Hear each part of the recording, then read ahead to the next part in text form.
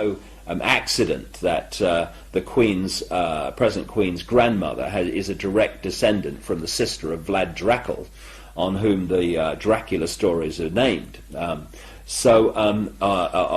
based. So Diana knew this, and then I come across people like an American lady, Arizona Wilder, who again was involved in a victim of this mind control project and was used to conduct rituals for them. Under a mind controlled state, they are mind controlled to conduct these rituals in a certain way. And these were taking place on royal properties in Scotland? Yes, exactly, in Balmoral, and there's a particular place in Belgium which is known as the Mothers of Darkness Castle, which is funnily located in the same area that child murder and satanic ring was based, that came to light, clearly involving the establishment figures of Belgium, and was a massive cover-up. When a real investigator, a prosecutor, got involved, of course, they had to get rid of him, and 300,000 Belgians went on the march one day in protest at the cover-up. Well, all these things interconnect. And she told me that she and another two of such people have told me the same story, that she was actually in Britain at rituals at which Diana was being abused in part of these rituals in a mind-controlled state, because there's no question whatsoever that when you talk to the people I talked to, that Princess Diana was one of the victims of mind control. One of the things that they do is they mind control the children of the aristocratic families, again for a reason we've discussed, which is the Illuminati mind, which is different to the regular run of human mind. It cannot stand the thought that it's not controlling events. Therefore, it does not want cuckoos in the bloodline nest. Therefore, it makes sure that the kids undergo mind control from an early age, which is why so many of these aristocratic families are so bloody dysfunctional, because they're all kind of, had their minds played with. They're bred from birth to serve a role. Exactly. Diana's role, and I'm not kidding, from birth, would have been to have been sacrificed in that place at that time. And people, and I understand, will find that staggering and impossible to believe. Well, you should have been around me for the last 14 years, and it wouldn't be impossible to believe. And her other role was to had her genes to the Windsors, because if we want to get really bizarre, the Windsors are not, like these Illuminati bloodlines in general, are not the same DNA as the rest of the global population. They need an infusion of human genetics to hold the balance of their DNA between the human and what they really are, which is actually not human as we understand human. And what was happening, as Christine Fitzgerald, this close confidant of Diana for 9 years, explained to me, was that the genes of the Windsors were getting too imbalanced to the non-human side. And it was going to become clear within a very few generations that they weren't all that they seemed to be. And what they needed was an infusion of human genes. And as I've written in my books for years, and so many insiders have told me, and others, the key genetics that these people like to interbreed with are blonde-haired, blue-eyed people.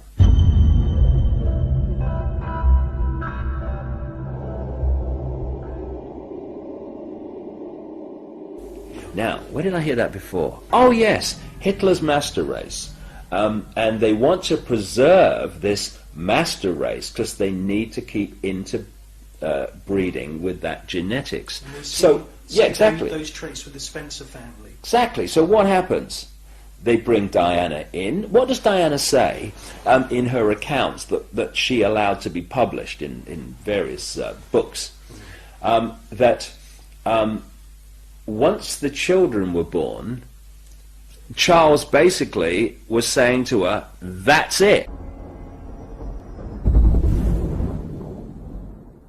Now what Diana says, again in her own words, is that she was told when the birth of William was coming along, that she was going to be induced so that the child would be born, wait for this, in line with Charles's polo playing program.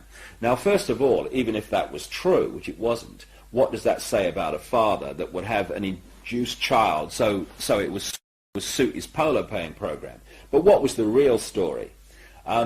If you go back to ancient Babylon and the rituals of these people, they're fundamentally connected to the sun and the cycles of the sun. Nimrod, Baal, the sun god. And one of the key days of the year in their ritual calendar, therefore, is the summer solstice. They induced William to be born when? The summer solstice. And this is what's going on around us all the time. There's a movie, which that television is telling us is reality, and then there's what's really going on, which is so different. That's its greatest form of defense. The chasm that people have to leap between what they are told is happening and what's really happening.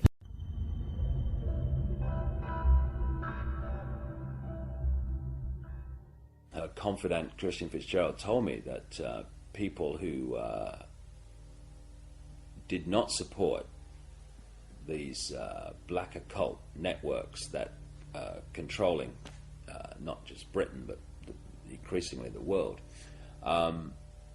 they were feeding her information and warning her that she was in danger.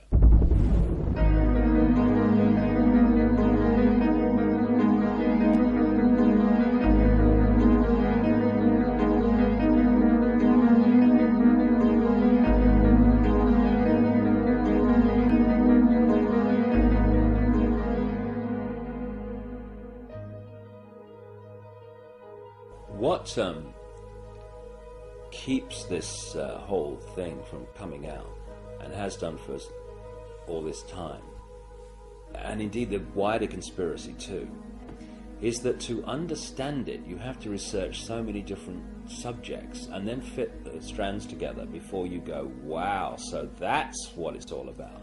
In this soundbite world of superficiality we call the mainstream media, people get so little information that they can't see what's going on.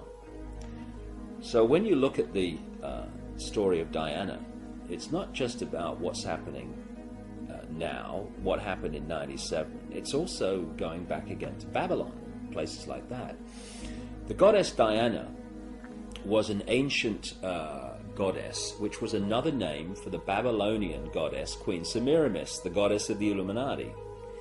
And one of the groups of people that worshipped Diana, the goddess, and did their rituals to her were called the Merovingians.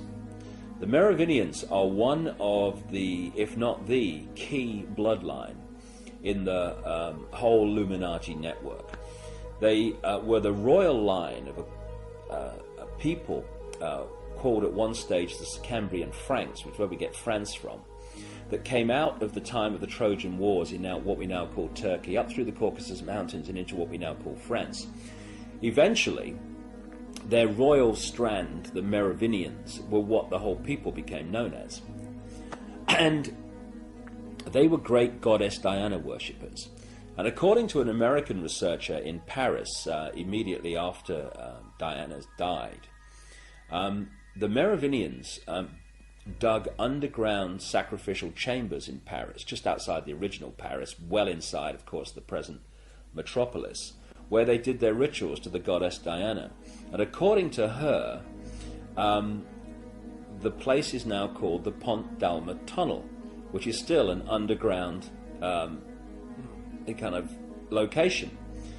Now, the ancient myths of the goddess Diana were that she was a moon goddess, Pont Dalma actually translates as passage or bridge of the moon goddess. Coincidence?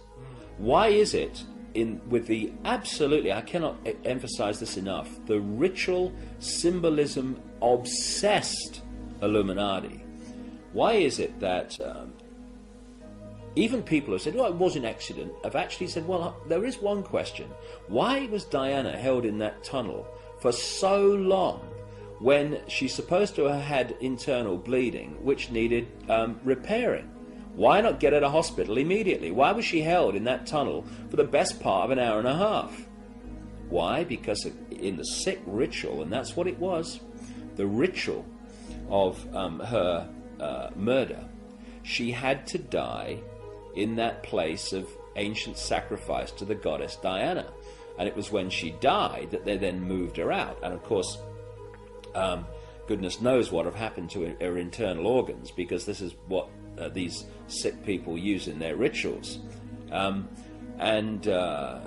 Interestingly, when you look at the stories and myths surrounding the goddess Diana, over and over again, the theme of lakes, of islands, and particularly of the tree grove come up again and again and again. It was the tree grove that was the sacred place of worship to the goddess Diana, not a temple. Now, she wanted to be interned in the little church where her father is, just off the Spencer estate in Northamptonshire. And after her death, Earl Spencer says that he decided that she would be buried on the Spencer estate. Where? On an island, in a lake, in a tree grove. And there's also this bizarre story where Earl Spencer says that he had this dream that he had to put 4 black swans on the lake. And he then said to his estate manager, I've had this dream. Do you know where we can get 4 black swans from? And the estate manager said, well, sir, funnily enough, someone's just offered us 4. Oh, yeah, okay. I've seen a pig. Never mind a bloody swan. There it goes. Black swans are an occult symbol, aren't they? Exactly. The whole thing's occult. And the whole of Diana's assassination